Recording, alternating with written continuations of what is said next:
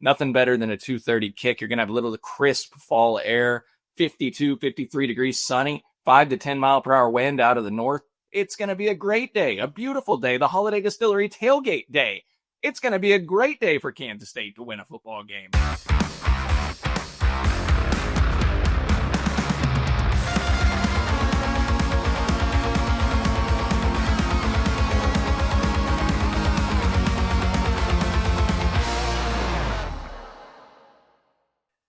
Hello and welcome into another edition of Three Ma. I am John Kurtz, joined by Derek Young and Cole Manbeck. We're here. We're happy. Look, I woke up this morning and I was like, man, it's kind of nice to come into a show where it's like, hey, I'm excited for the game this week. You know, nice build up, teams playing well, coming off a rivalry win. Felt like, for like a month and a half there, it was just like a freaking drag. I mean, this entire season. So thank you to K-State for putting it together and giving us this week. At least we'll have this week, guys, no matter what happens. And that's great reason to celebrate, brought to you by our friends at Holiday Distillery. They've got your hookup for Ben Holiday bottled and bond bourbon. They've also got 360 vodka, whatever you need for your tailgate, but you don't even have to stock up this weekend. Typically I say stock up. I mean, do that anyway, just to have it on hand. But we've got an opportunity where you can just come by and enjoy some on the house, because we've got the Holiday Distillery tailgate happening this weekend. Very well timed. Whoever's idea it was to do that for the Texas Tech game, great work, because in order to attract the biggest crowd, I think that was the best way to do it.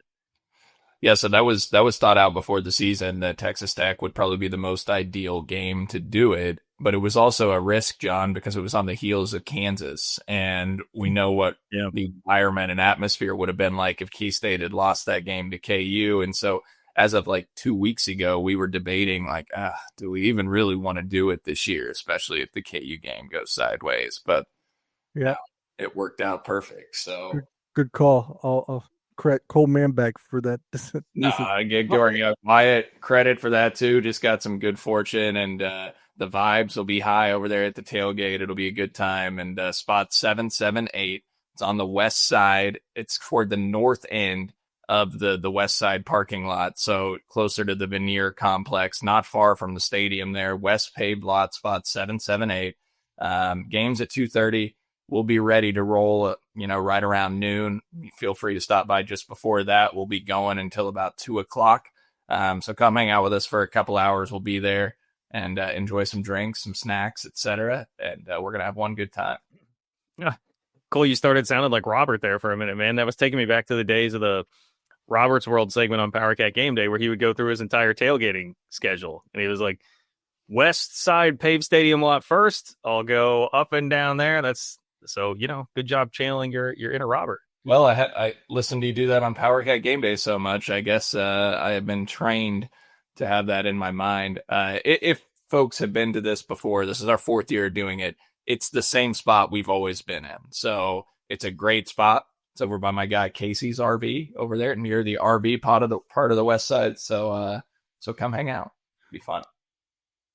It is legitimately a really good spot for the tailgate, and it's always a bunch of fun. There'll be people there, maybe even some people from the Discord, patreon.com/3ma, if you'd like to get signed up and get to know some people before you actually head over there. So, okay. Well, K-State, Texas Tech, Cats are about a 6.5, 7 point underdog here in this one, but by far, headline number one, by far the most fun buildup we've had for a home game this year, and really just a game in general, because it was before we were talking about this when it happened, but it's easy to forget the Iowa State game was played in August, so by the time September rolled around, it was like the vibes were already bad on the season, because not only did you have a loss, but you had Dylan Edwards injury, the Johnson family situation. It was just it felt like everything was crashing down on you right away this season.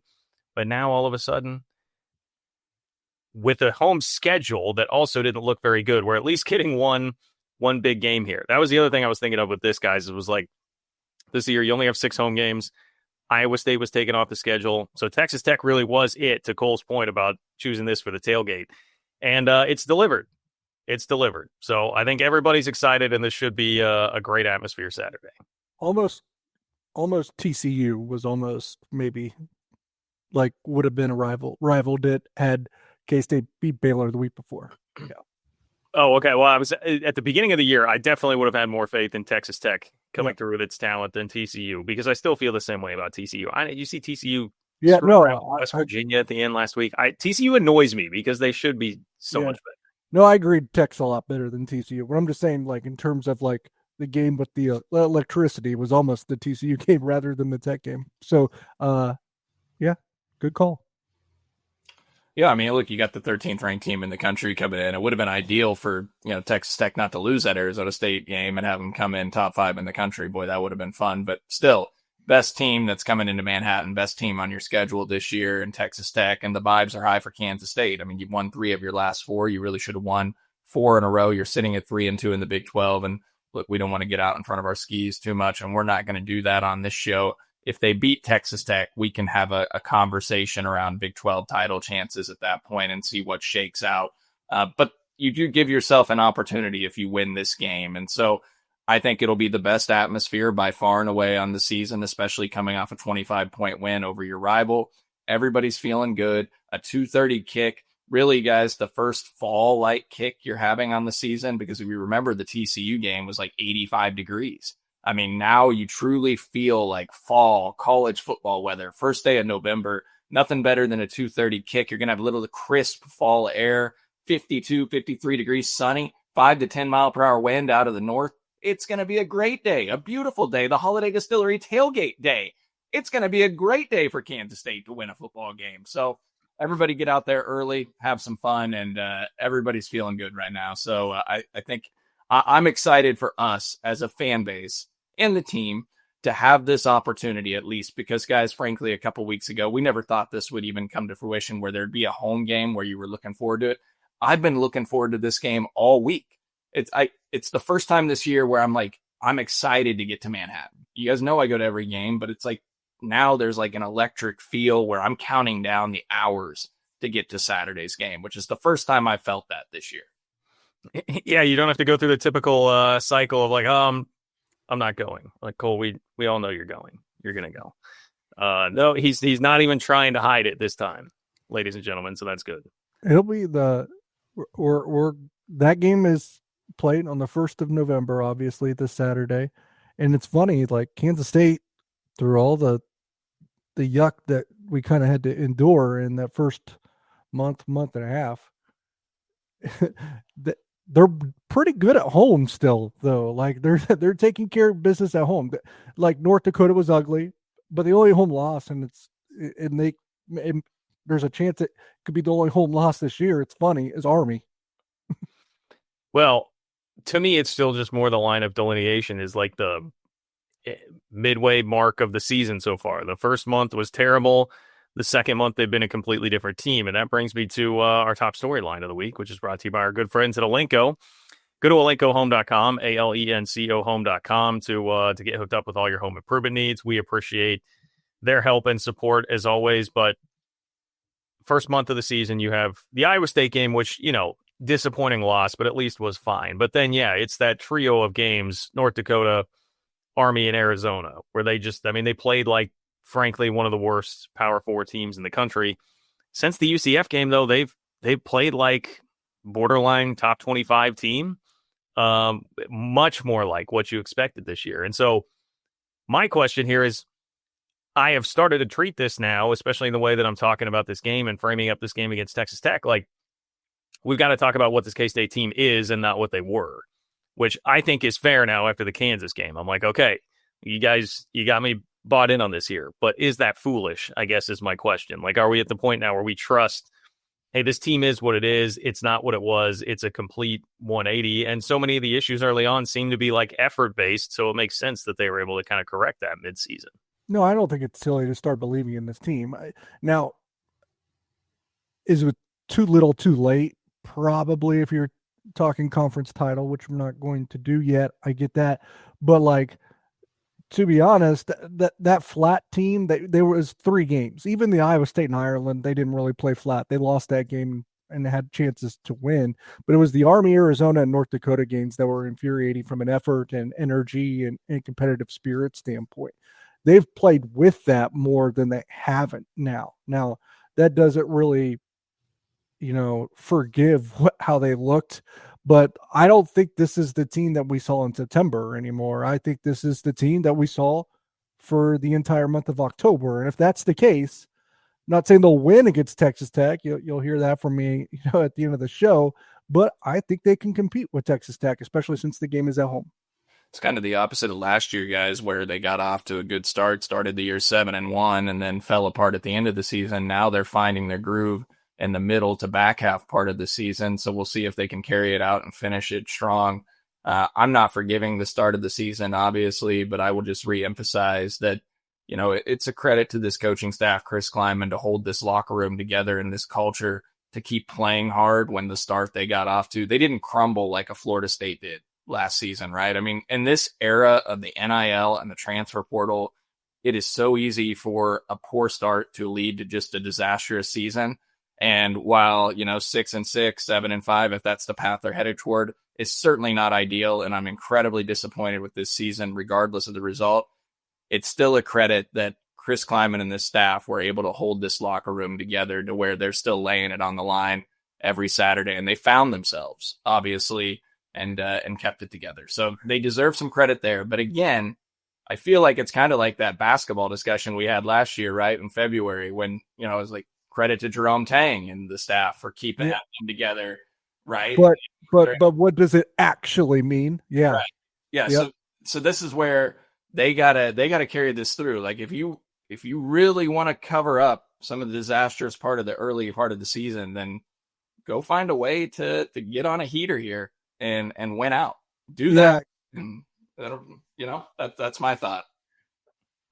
It's almost the only way where I could guess you can kind of forgive the beginning. Not that you would 100% ever forgive the beginning, would be to win out. Because then you put yourself into an interesting conversation, or at least tiebreaker scenario if that were to happen. And I'll say this, and it's funny the way that the season has unfolded and how frustrated we were about how they won against North Dakota or how they lost against Army and Arizona. But despite those poor losses to Army and Arizona, I think the one that hurts the most is the collapse against Baylor on the road. Yeah, it does in terms of the significance of the season for sure. Yeah. Cole, I was going to say, I got to give a shout out to my buddy Paul, who said this the other day. If you win out, right, and you finish 8-4, it's like that's the reverse Kleiman.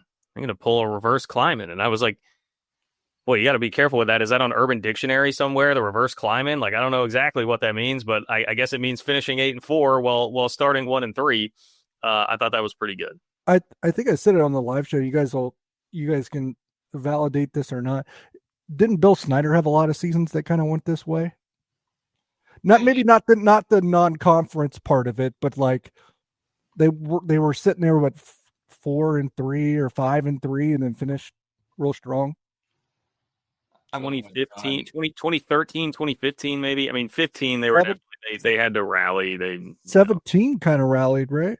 Yeah, they did in 2017. 2015, they were 3-6. They won their last 3 to get to a bowl. If you look at like 2003, that was injury driven back in Snyder 1.0, and they lost 3 games in the first. Yeah, so like 2 or 3 of his last 4 seasons were sort of it was more in the Snyder 2.0 era where they got hot at the end of the year and had to cover up, and that was part of the frustration. Is like you came into each season with little excitement and it got buried pretty early. Every year in the Snyder 2.0, like on the back half of that part of the timeline. So, yeah, but let's see if they can keep the heater going here. And yeah, the reverse Kleiman, John. I mean, that makes sense. I mean, that's something that's been a problem with him is finishing poorly. And credit to official John Curry on our Discord and maybe some others, but I remember him, saying that a few weeks ago they'd be 8-4 Big 12 champs.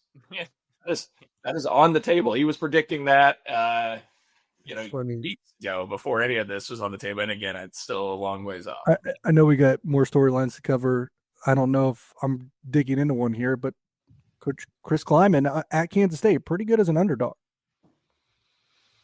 Yeah, well, we'll break down the game a little bit more. I do want to say, Cole, that I'm a bit offended that you said I believe it was you, maybe it was DY, whoever said that the basketball stretch last year doesn't count for anything, because Cole, I don't know if you checked the Discord, the image of the banner being raised in Bramlage for being the Bart Torvik late January, early February national champions is going up. Okay. Playing like the best team in the country for, like a solid 2 weeks.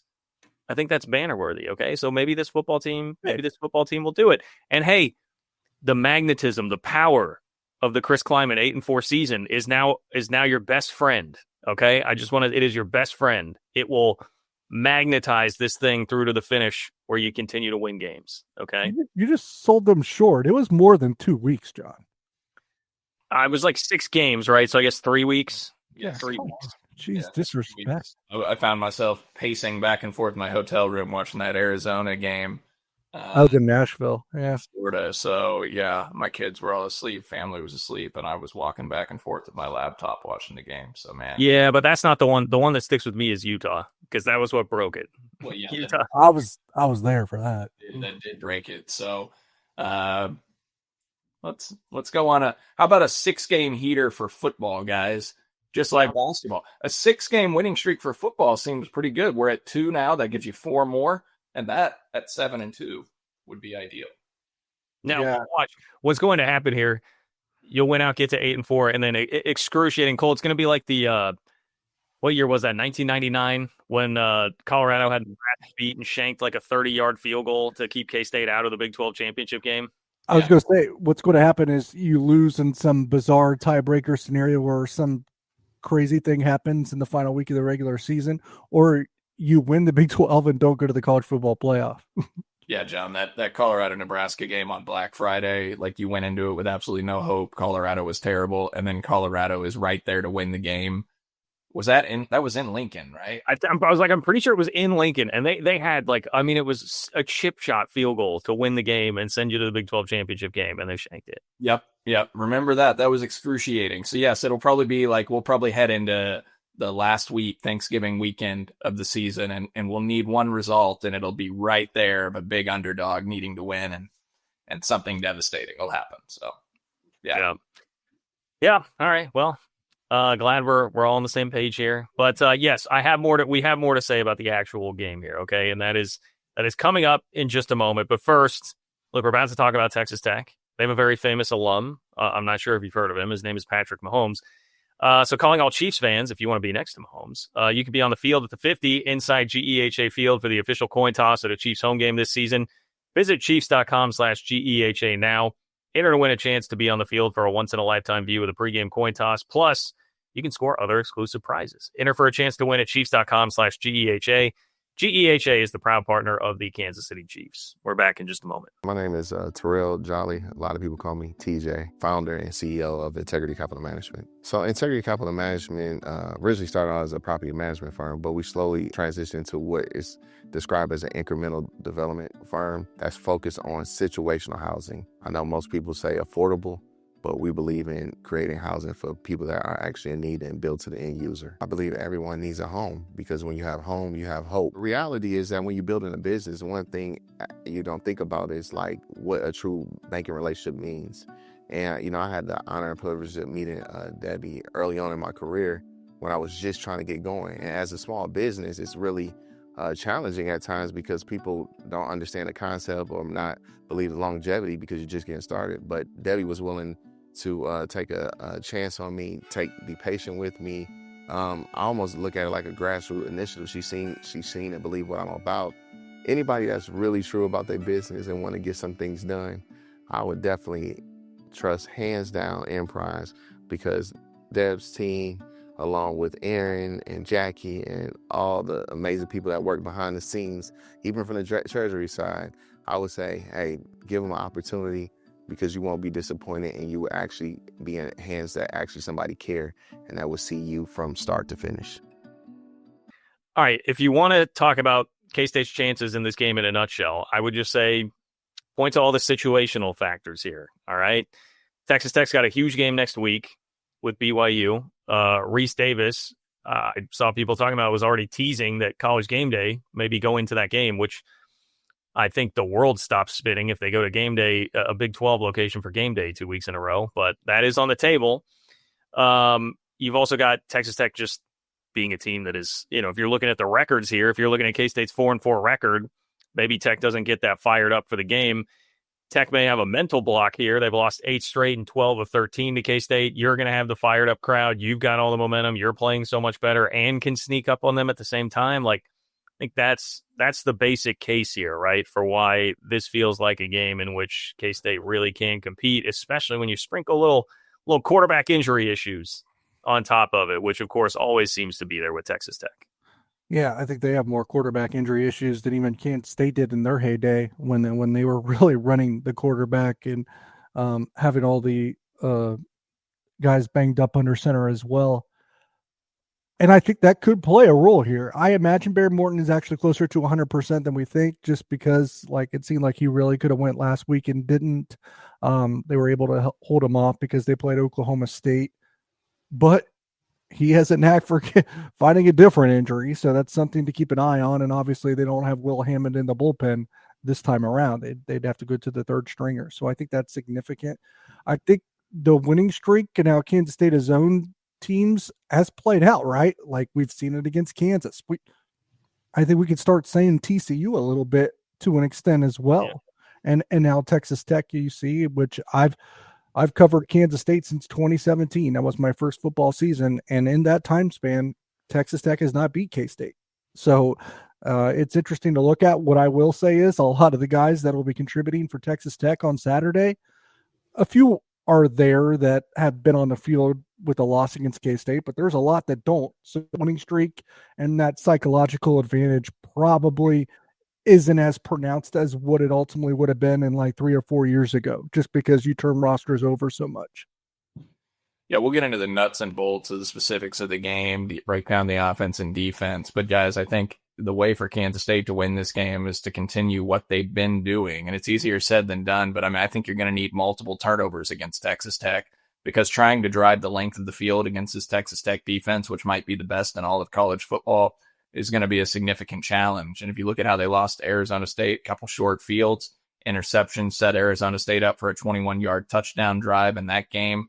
Look, Texas Tech, the most points they've given up this year was 26 in a game, and that was to Arizona State. Otherwise, the 7 other opponents have scored 17 points or less, 6 of them 14 points or less. So you're going to need to set up some short fields for your offense. And look, K-State has forced 14 turnovers in the last 5 games and 11 turnover on downs during that time. K-State's opponents are 2 of 13 on 4th downs over the last 5 games. And during that time, 14 turnovers forced on top of that. And so K-State now 3rd in the country in takeaways at 17, behind only SMU among all Power 4 schools. They're tops in the turnover margin category as well. They're best in the Big 12 in turnover margin at plus 11, number 5 nationally in the country when it comes to turnover margin. They're back to getting takeaways, which is what they did in 23 and 2022. 2024 was the outlier. They only had 15 turnovers last year, guys. And now they've got 14 in just the last 5 games, 17 on the season.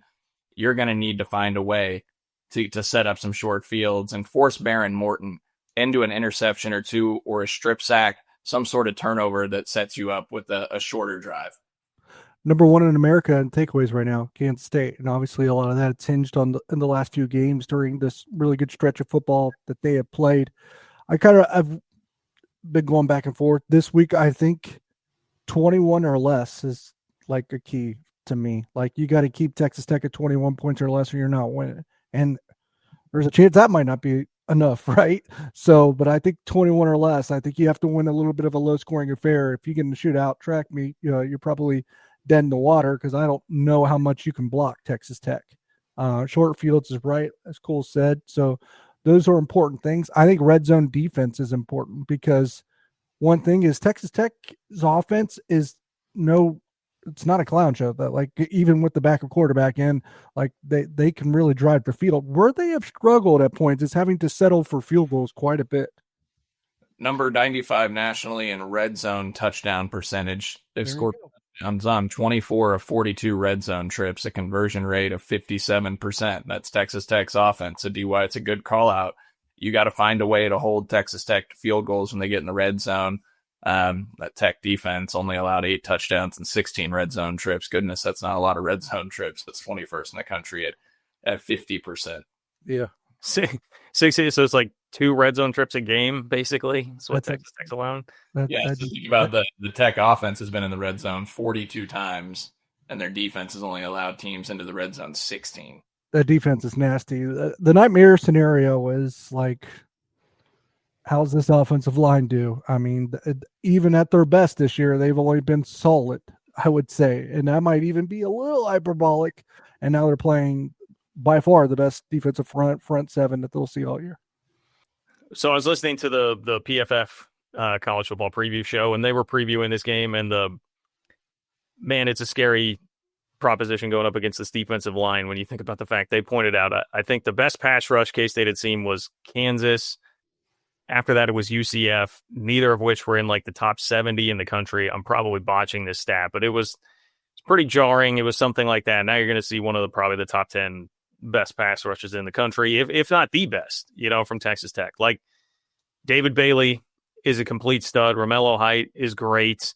Lee Hunter was a star last year at UCF. He's now there on the interior of the defensive line. Yes, they're missing Skylar Gill-Howard, who was the best of the bunch of the D tackles, but they still have a bunch of depth, and it's that edge rush, dude. I forget who it was in the Discord specifically. It was like, man, might be tough for Andrew Langang out there at tackle, and I was like, boy, it's nothing against him at all, and hopefully he shuts me up and makes me look stupid. That's been happening a lot with this team lately, but the thought of him being on an island with David Bailey is pretty scary. That's pretty scary. Yeah, absolutely. I mean, that's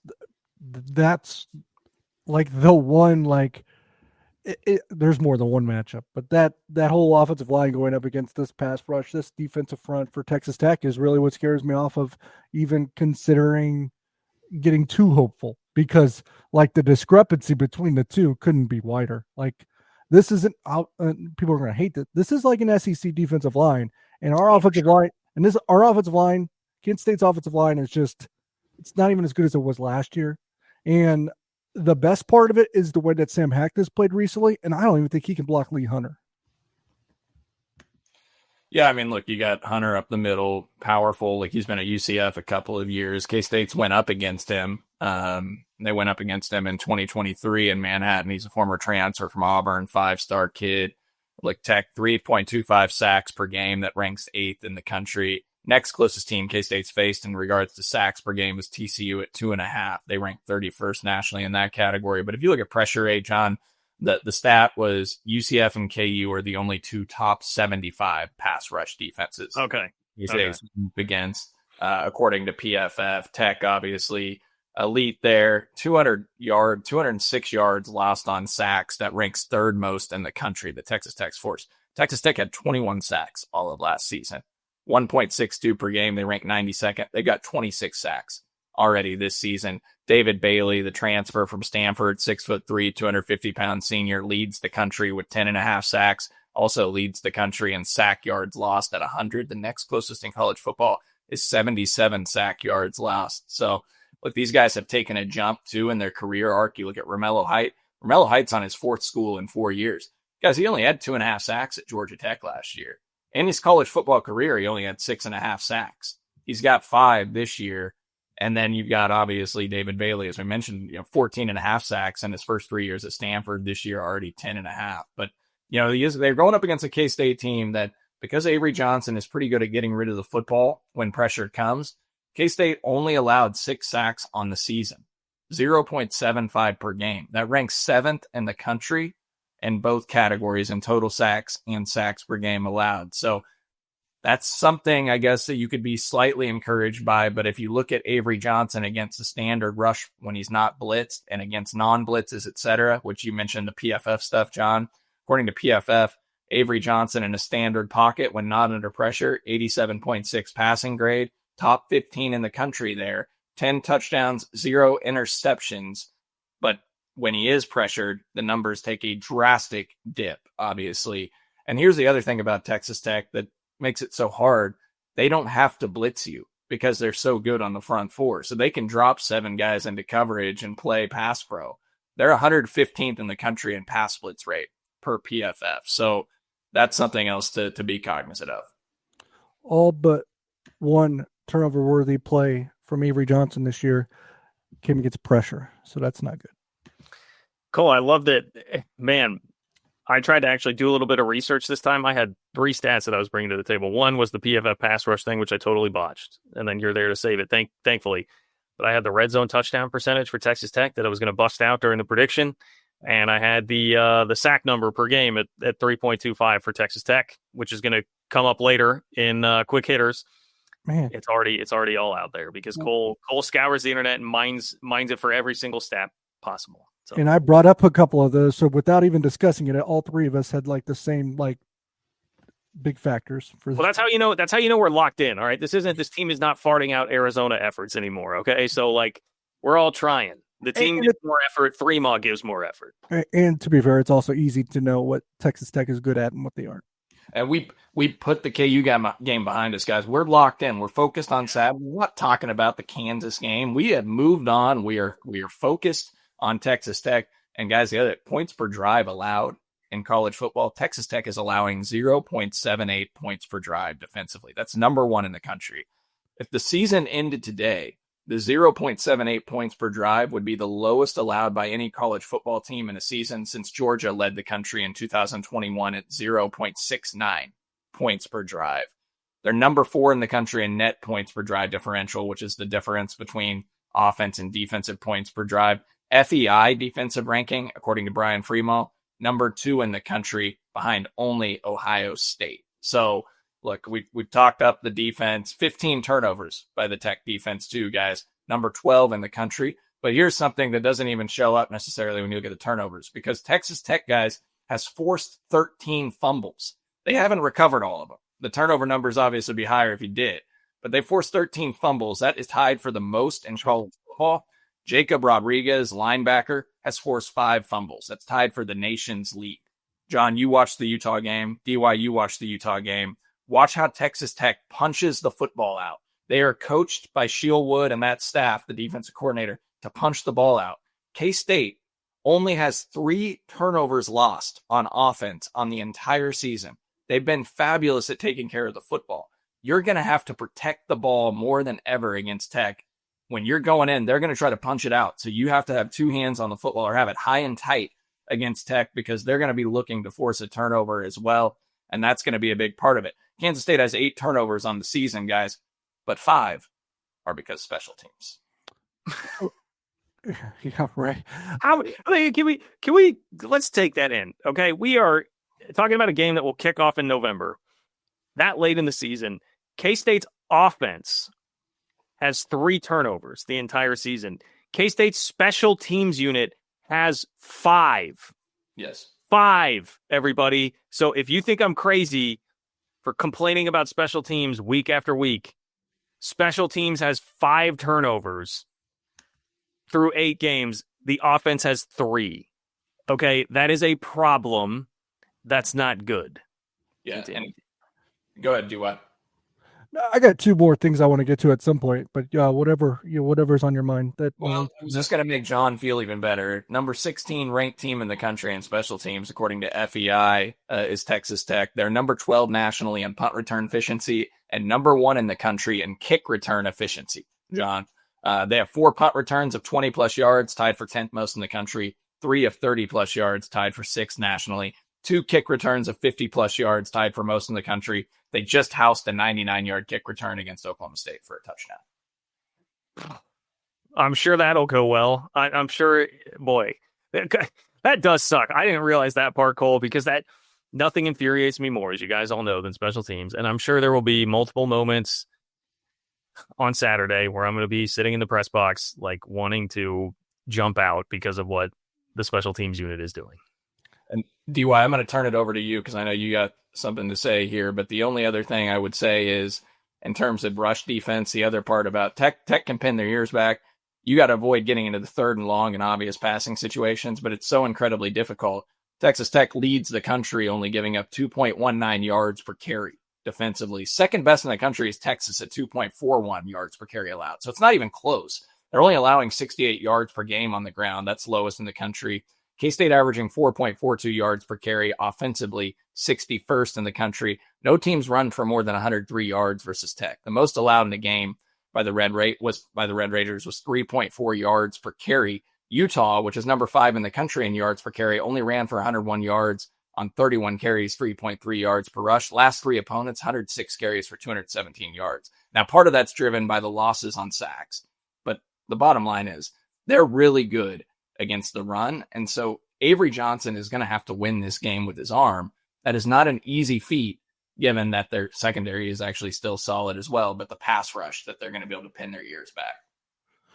Yeah, I don't want to take, I'm going to preface this. I'm not taking anything away from what the Texas Tech defense has done. But when you do look at the Big 12 offenses that they've gotten to face and the ones that they've gotten to miss this year, it has been fortuitous for them. Like, they haven't had to play TCU, Baylor, and Cincinnati, who really racks up probably some of the better offenses in the league. They got to play Houston's offense, which I know Houston only has 1 loss, but that offense isn't really dazzling anyone, especially at the time that Texas Tech got to play them. Utah, they've run up the score a little bit on some bad teams. I know, like West Virginia and Colorado, but that's a very one-dimensional offense that if you really are really good in one area, you can make that life pretty easy on you. They got to play Oklahoma State. They're not even one-dimensional. They're zero-dimensional. And they beat Kansas by the same score that K-State did. So Texas Tech defense is special. I think that that's what I'm worried about most in this game. But I do think that's probably pretty good, something to consider is the offenses that they've been able to face up to this point as well. Spin zone.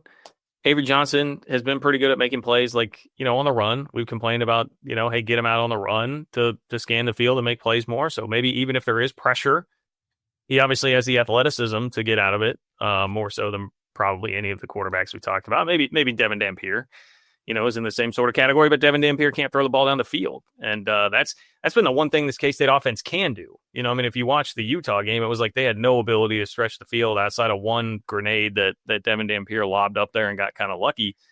But man, that is this. You think about the running game is going to be a disaster. I'm sorry. Like, thinking about that running back room it sure would be nice to have Dylan Edwards for this game. But the running back room, it's just Tech defensive line. Good luck. But you're going to have to throw the ball down the field, and at least that's the one thing I will say. That is what K-State can do.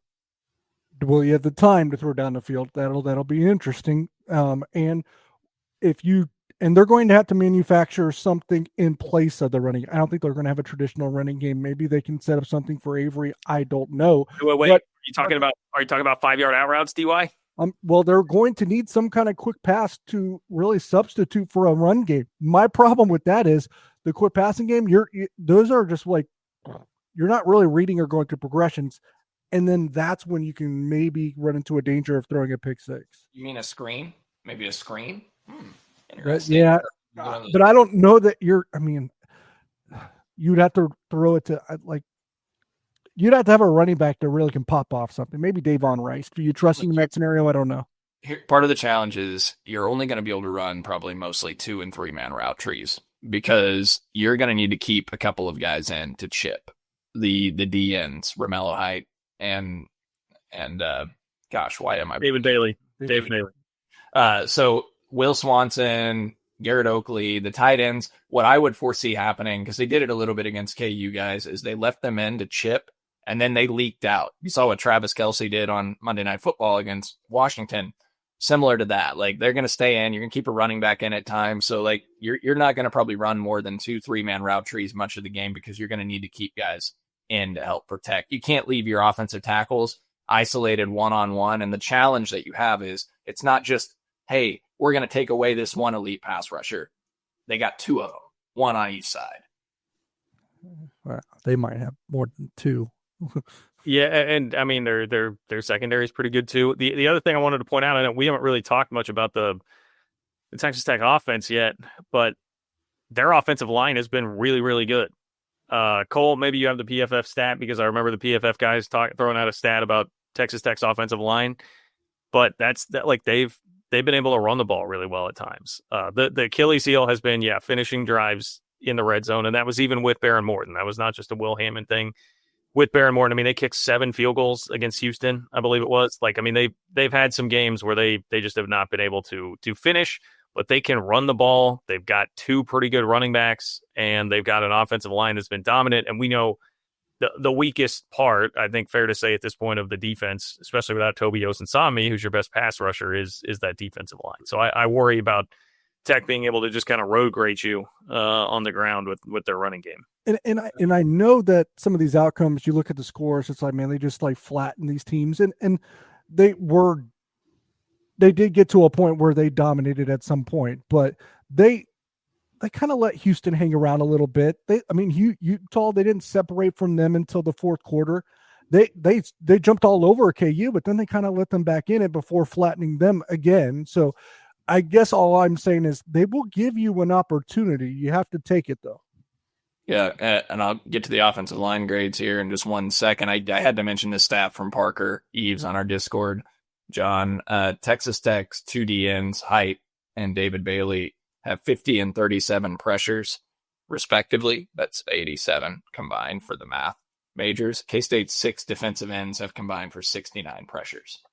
Yeah, sounds about right. Yeah. Texas Tech offensive line, 74.2 grade, 12th among Power 4 schools, 8th in the country in pressure rate allowed, 22nd nationally in run blocking grade. So they're pretty darn good. And they brought in some guys in the portal there as well. The one thing I will say about their running game, John, is they lit up KU for 372 yards. They lit up Kent State and I think Arkansas Pine Bluff. But outside of that, the rushing numbers are kind of pedestrian. You look at what they did against Arizona State, even Oklahoma State. I think they only ran for 4 yards per carry against the Cowboys last week, and they averaged 2.2 yards per rush. And that was with the running quarterback and Will Hammond, who has 300 yards on the season before he got hurt last week. So they're kind of up and down in the running game. Cameron Dickey, 678 yards to lead them, 6 yards per carry. Jacoby Williams, super talented back. I mean, he does it all. 295 yards on the ground, I want to say, or actually 295 yards receiving. I think he's north of 300, via the rush. So he's a do-it-all back that gets the ball out of the backfield. He's also the guy that housed the 99-yard kick return. So he's explosive. You remember him at the Utah game. He had that huge play in the receiving game as well. So, yeah, they've got some explosiveness to him. Baron Morton, when he's healthy and been on the field, he's number 2 in the country in yards per pass attempt at 9.9. 13 touchdowns to 3 interceptions, his 175.6 passer rating, number 4 in the country, and now number 1 in the Big 12 after K-State buried Jalen Daniels, who was the top quarterback in the league and number 6 in the country in pass efficiency. But K-State has gone up against quality quarterbacks over the last few weeks. Look what they did to Josh Hoover. They had him in Fitz. He's 24th in the country in pass efficiency. Look what they did to Jalen Daniels. Sawyer Robertson got him some. That was largely Trigg. But they did a decent job, all things considered, against these quarterbacks. So Baron Morton, I'll be frank, I don't think he's the best out of that group I just named. Okay. He's not. But he is. Tech has to have them if they're going to run the table and get to Arlington like they plan on it. I would say, you talked about the running game. I totally agree with the Tech running game. They've beaten on the worst, really, ground defenses. I think that's why they've struggled in the red zone. Yeah. That would make sense. Yeah. That would make some sense. They've got some good pass catchers too. I think, do we know about Terrence Carter? Is Terrence Carter going to be out again? He's their tight end that's got 5 touchdowns. Yeah, I was looking for that, John. He's got 300 yards on the season. That injury report, unfortunately, will come out first tonight. So we're recording first thing Wednesday morning, so we don't know what his status is. But yeah, they've got 5 guys with 295 yards or more receiving. Douglas, who had 877 yards, leads them with over 500 yards this year. Coy Aiken's been around a while, over 1,500 yards in his career at Texas Tech. Also a good punt returner. Yeah, I was going to say, he's busted a few, even if he didn't get in the end zone. He's got a lot of 30-plus chunk ones. To John's point about Kansas State special teams, that's something to look out for. So if you're Joe Klanderman, guys, you might have to take some risks and bring a lot of pressure at Baron Morton and make him feel something early in this game. They got Baron Morton. That's it. They don't have anything behind him, and he's so injury prone. Okay, Cole. Mitch Griffs, who is the 3rd-string quarterback, he was pouring concrete this time last year, I believe, with the story. Former Wake Forest quarterback who played a little bit for the Demon Deacons, but he did have a good game against Oklahoma State. Say that. Well, I think you could. So I hope I get the opportunity to watch Mitch Griffs play football Saturday in Manhattan, Kansas. Sorry, Baron Morton. I don't want anything severe to happen to you. Maybe just twist that ankle again for the 12th time in your career, have a shoulder sprain, something like that. Yeah, but, look, what, John? I'm wishing very minor injuries on, look, it's football, all right? If you're K-State's defensive staff, you're thinking we're going to make him feel some hits and feel a little bit of pain. We're going to bring pressure on him. Baron Morton can't move. Okay, like he's not a mobile quarterback. He doesn't run. When he does, he gets hurt. Force him out of the pocket. What about saying, hey, I hope that Mitch Griffs plays because Baron Morton's been benched because of poor performance, because things aren't going well? Thank you for clarifying. I misspoke. I didn't mean anything injury. Baron Morton was so bad on Saturday. Baron Morton, guys, 75th in the country in 2023 in QBR, 81st in the country in QBR in 2024. I just can't get there. Like, I understand their offense has been night and day different with him versus Will Hammond.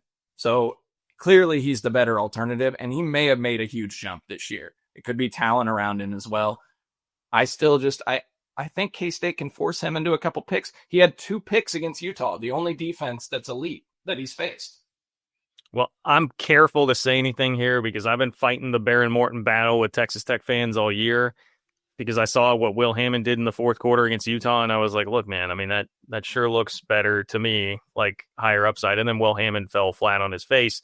So I'm hesitant to say anything here, Cole. But if I were to say something, I might, like whisper it into the microphone. I would just say, hey, so with how much he's been hurt, a lot of those numbers that you rattled off for Baron Morton were racked up against the 3 non-conference teams that they played that were terrible. Like Oregon State, who's fired their coach, Arkansas Pine Bluff, and somebody else. So a lot of those numbers were piled up against teams that really were not very good. That's if I might just say that really, really quietly if I were going to. I'll chip in here with some an interesting Baron Morton detail. Did not play in the Kansas State game in 2021 where they lost at home 25-24. He didn't play a lot that season, so that's not a big deal. 2022, he did play a lot, but was too hurt, did not play in Manhattan. That was one of 4 games that he missed. 2023, he did play against K-State at home when they lost 38-21. He went 14 of 21 for 125 yards, no touchdowns, no picks. They didn't play K-State last year. So interesting that he's been in Lubbock for 4 years and only played against K-State once, never played in Manhattan. And he got benched in that game. They brought in a freshman. Remember, through the terrible pick. I can't remember. Jake Strong, I think. I can't remember if he got benched or he got hurt. Probably got hurt. I think he got hurt. So the 1 year they didn't play K-State. The 1 year he got benched. The other year he was hurt. And then the true freshman year he didn't play.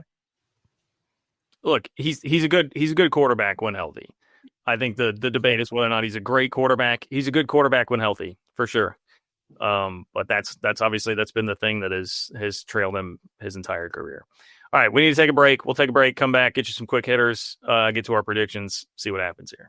What's good, everybody? Ben Heisler, KCSN betting analyst, here to break down a little Texas Tech and K-State for this week. But before we do so, over at DraftKings Sportsbook, I got to ask you, what's your favorite touchdown? For me, it's the next one, because with DraftKings Sportsbook, an official sports betting partner of the NFL, every touchdown could bring you closer to catching it. And whether they're first touchdown scores, anytime touchdown props, or even just the thrill of live in-game betting, every snap remains loaded with opportunity. And the best part is new customers who bet just $5. And if your bet wins, you get $300 in bonus bets instantly. So let's talk about this Texas Tech and K-State matchup, where I think we might be looking at a bit of a look-ahead situation for the 13th ranked Red Raiders. They host number 10 BYU the following week. Looking at the numbers over at DraftKings Sportsbook, we're seeing K-State as a 7-point home dog against a very dominant team throughout the course of the year, with the total currently sitting at 52.5. And I like K-State here. My pick is to take K-State in the first half plus 3.5, knowing that Texas Tech has an opportunity looking ahead, knowing the Big 12 championship against against BYU could be on the line in that upcoming matchup. And I think sometimes we tend to look at Texas Tech as this absolute offensive juggernaut, and the quarterback mismatches there. But Avery Johnson, fairly similar numbers to Morton with Texas Tech. Actually has about 300 more passing yards, more touchdowns, and even less interceptions. So don't sniff on Avery Johnson in this matchup, especially in the first half, to keep this game close. I like K-State in the first half at plus 3.5. So whether you decide to play it, whether you decide to fade it, here's what I'm asking you to do. If you download the DraftKings Sportsbook app and use the code KCSN, that's code KCSN for new customers to turn $5 into $300 in bonus bets if your bet wins. In partnership with DraftKings, the crown is yours. If you have a gambling problem, call 1-800-GAMBLER. In New York, call 877-8-HOPE-NY or text HOPE-NY to 467-369. In Connecticut, help is available for problem gambling. Call 888-789-7777 or visit ccpg.org. Please play responsibly on behalf of Boot Hill Casino and Resort in Kansas. Pass-through of per wager tax may apply in Illinois. You must be 21 plus age and eligibility varies by jurisdiction. Void in Ontario. Bet must win to receive bonus bets which expire in 7 days. Minimum odds required. For additional terms and responsible gaming resources, visit dkng.co/audio. Limited time offer. All right, time for everybody's favorite part of the show. That is the quick hitters. We've talked ad nauseum about Texas Tech's defensive line, so let's start with this. We told you, all of us researched this number. Texas Tech averages 3.25 sacks per game. So what number will be higher, guys? Texas Tech sacks in this game or K-State touchdowns? K-State touchdowns or Texas Tech sacks? Tech sacks. I mean, because I think K-State could even win the game even if they get sacked 4 or 5 times. So Yeah, I'll take Texas Tech sacks. I mean, I think the most touchdowns Tech's given up in a game this year, guys, is 2. Yeah. Because And it would be the surprise of the century if they only get 3 sacks, to be quite honest. Arizona State had 4 field goals against them to get to 26. The most TDs they've given up are 2, so I'll take the sacks. The surprise of the century. I mean, we just outlined K-State doesn't really take sacks. Now, you can say, and I think we all believe that it's not about the offensive line, but also like Avery's a guy that can, 1, get away from it, and 2, maybe panicky, throw something off his back foot and it turns into a pick 6. We've seen that too. Yeah, he sometimes extends plays because he knows he's more athletic than the other guys pressuring him, and that's how he avoids sacks. He tries to do that, he's going to lose 20 yards on a sack against Texas Tech. That I could absolutely see happen. I mean, we've obviously seen that happen in his career. See the Iowa State game last year. These are different athletes. He thinks he can out-athlete all the defensive linemen that come after him. 99.9% of the time he's right. This is not the week he is. This show has made me feel worse about this. You guys are talking me into like how dangerous their special teams unit is. I can now picture Avery running 25 yards backwards and getting an intentional grounding call for knocking the ball back to the line of scrimmage. Like, on paper, it's not an ideal matchup, I will say. Yeah.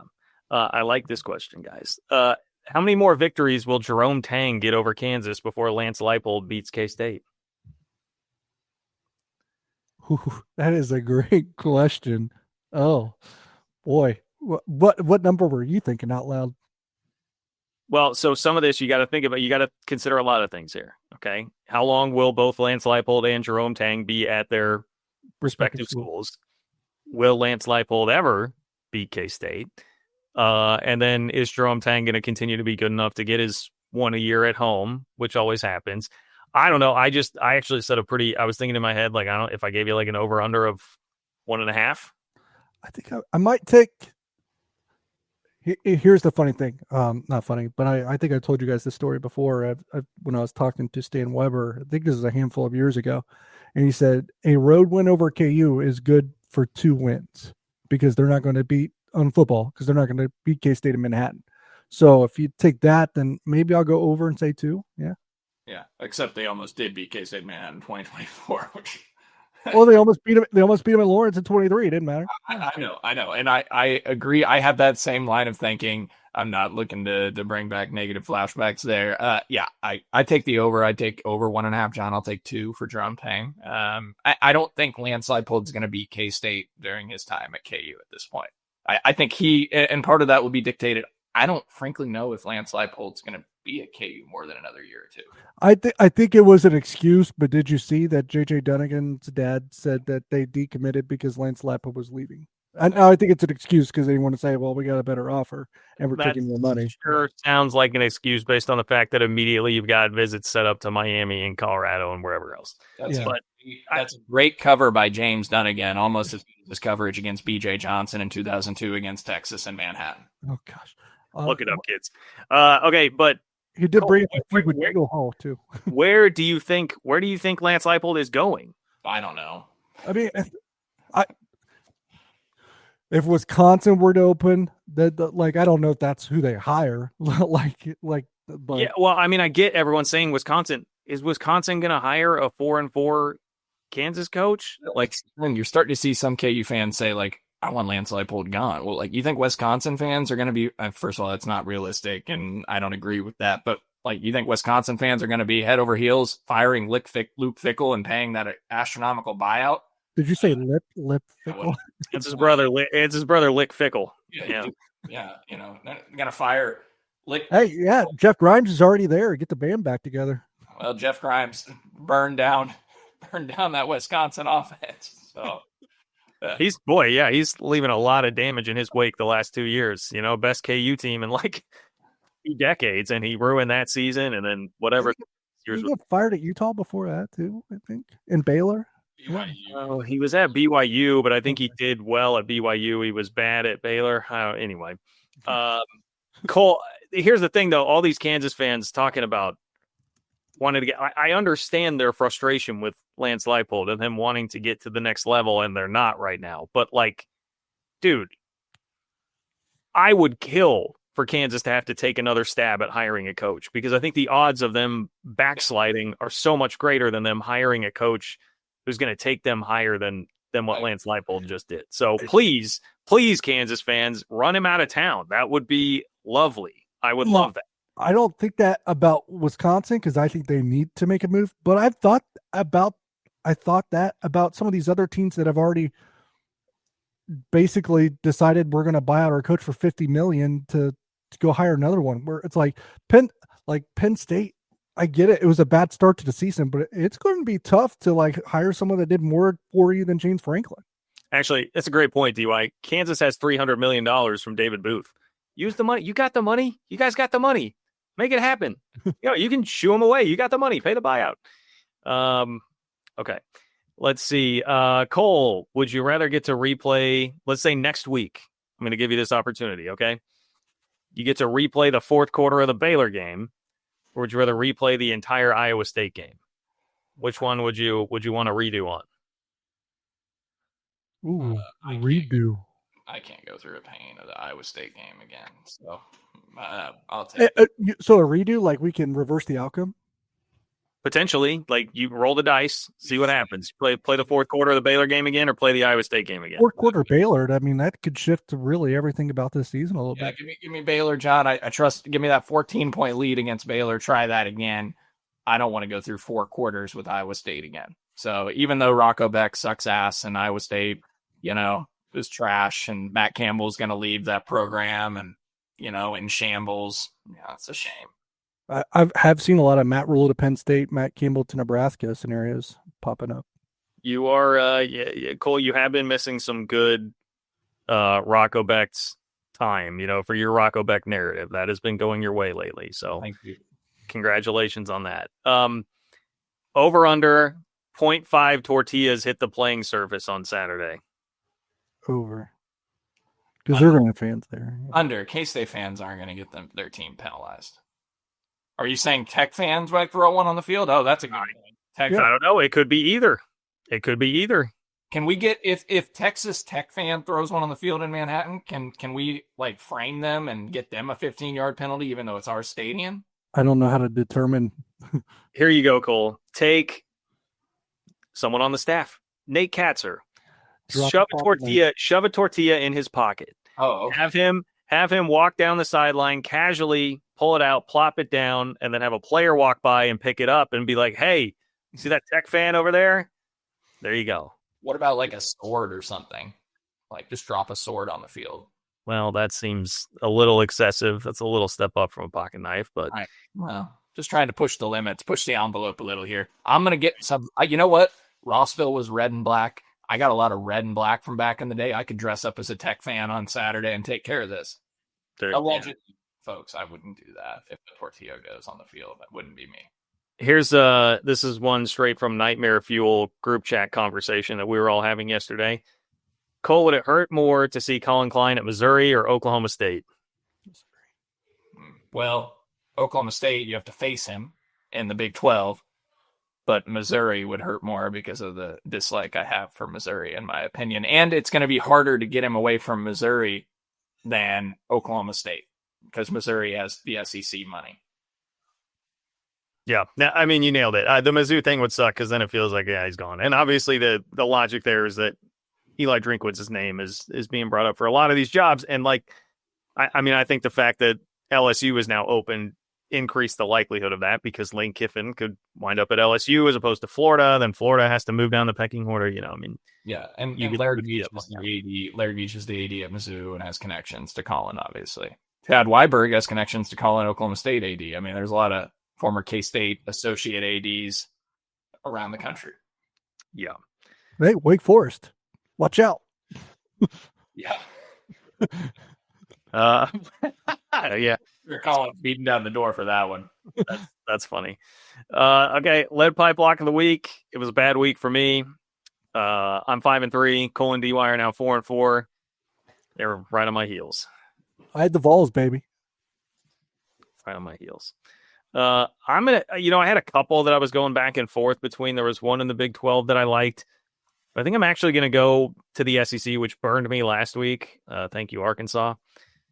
I'm going to say Tennessee -3.5 against Oklahoma. I don't think Oklahoma's very good. Call it John Mateer's hand surgery or whatever. I don't think they have it anymore. I think Tennessee is a much better team. I think Tennessee will win that game handily. I got Illinois -12.5 against Rutgers. They're coming off a loss. They've kind of underachieved this year, obviously, but they'll play better at home. Rutgers sucks. They just come off a winner against Purdue where it looked like it was their Super Bowl. So I like Illinois big. Could Oklahoma come open as a job? I mean, if they lose out, and whichever game is losable, maybe. I think Oklahoma, first of all, well, I guess they're about to change ADs. I was going to say they have Joe Castiglione, who's been a really steady hand there, but I think he's retiring. So I guess who knows? But maybe that makes it less likely. Maybe that makes it more likely. I would think it'd be foolish to do that with all the other major jobs open. They are find out pretty quickly that they're not as good a job as like a LSU or Florida. So, well, I think they've been in denial about that for a long time. 6-2, and they still got Tennessee, Alabama, Mizzou, and LSU. Yeah. Well, LSU doesn't look very scary anymore, so they'll probably get to like 7 or 8 wins. But I have a cross-country game, guys. The time zone differential. NFL teams struggle when they travel cross-country. I'm taking Cal +4.5 at home against Virginia. I like that. Okay. All right, DY, I'm going to let you go first with your your prediction for K-State, Texas Tech. You touched on it earlier. I think we talked about us not dwelling on the Kansas win. We've kind of turned the page. We're focused on Texas Tech. Sorry. I think the team is too, and I think it helped when you play a team like Texas Tech. It can redirect your focus. If they were playing like Colorado this week, it would probably be almost scarier in terms of a letdown. I don't think they let down just because the opponent is Tech. A question that I have is, would Texas Tech look ahead to BYU? It's something that we didn't discuss, but obviously that game has probably far more implications for Tech than this one. With that being said, I just think Texas Tech's front, I think they wreak too much havoc on the Kansas State offense. I think K-State plays juiced up, and it's an electric crowd, so they keep it closer than what probably most think. But I'll go Tech 23-20. Cole? Yeah, I mean, I'm not worried. I think Tech will be focused in on this game. K-State probably has their attention. They've lost 12 of the last 13 to, Kansas State, and also K-State winning the last couple of games on the season probably has gotten more of their attention, especially with the performance last Saturday. So I think they'll be focused. But I think Kansas State, as you mentioned, DY, because of the opponent, it's going to be the most juiced up atmosphere you get at home this season. It's going to be electric. Kansas State is going to win this game. K-State's going to 4-2 in the Big 12.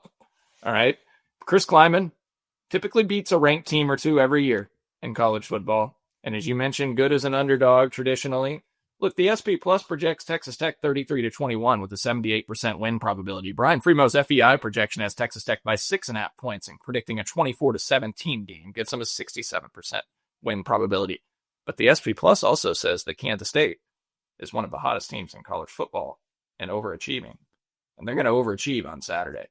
9 in a row over Texas Tech, 7 in a row in Manhattan. The streak continues on. 13 of the last 14. Kansas State wins this game 24-23. All right. Bear with me here, guys. I need you to put your mind in this place. All right. We're going to do a little visualization exercise. The score is Texas Tech 26, K-State 24, because Tech has kicked 4 field goals. We said, hey, they struggle in the red zone. 26-24, K-State driving. They have the ball at the Texas Tech 32 with like 10 seconds left. So you're about to run Luis Rodriguez out there for the game-winning. That'd be a 50-yard field goal. All right. I know what he's doing. But a timeout is called. And Joey McGuire starts running to the officials and shows them this. What is this? This is a knife. He turns around. The Kansas assistant may be fired, maybe not. Who knows? Ask the TNT pregame show. The Kansas assistant came all the way over and lobbed a kitchen knife this time. He didn't have a pocket knife, a kitchen knife on the sideline. It's a 15-yard penalty. K-State has to throw a Hail Mary. It's batted down, and Texas Tech wins 26-24. What the hell did I just listen to? I thought I was going to have a great story time with my kids using that, and that was going to be a K-State win, but you know, now I can't use it. A coach pulls out a knife on an official, drops it on the field, 15-yard penalty, K-State loses. That's a nightmare scenario for me. I thought I had a nice little story to tell my kids tonight. Well, you should complain to Brett Yormark because, as Tech fans have said many times, Tech fans, maybe you should say it some more because nobody's heard you yet. You've opened up Pandora's box with this. So look at all the things that can happen. I really thought you were going to pick K-State to win. I thought in the Discord you were feeling the highs of recently and that it was going to get to your emotions. I hate that you're both wrong on this. I feel for you. Cole, I had to keep the reverse jinx going. I haven't picked K-State to win this entire run. So if I pick them to win, they're going to lose. I picked them to. Maybe I didn't. Maybe I haven't either. I had them losing at Baylor. Did I pick them to win against TCU? No, I'm the only one that picked them against TCU. Everybody gets on me because I was so negative in the KU game. Shit, pregame show, guys. It's only because I had to jump off the show so early. I had to be negative at the start. Listen, I've got K-State covering 2-point game. This ain't about covering, John. This is about getting to 4-2 in the Big 12. This is about winning football games. All right. Kansas State's not only going to cover. Go take your kids to school. Okay. Yeah. All right. Thanks to Holiday Distillery. Thanks to Nick Springer behind the scenes. Thanks to Alenko. For DY and Cole, I'm John. Take care. We'll see you soon.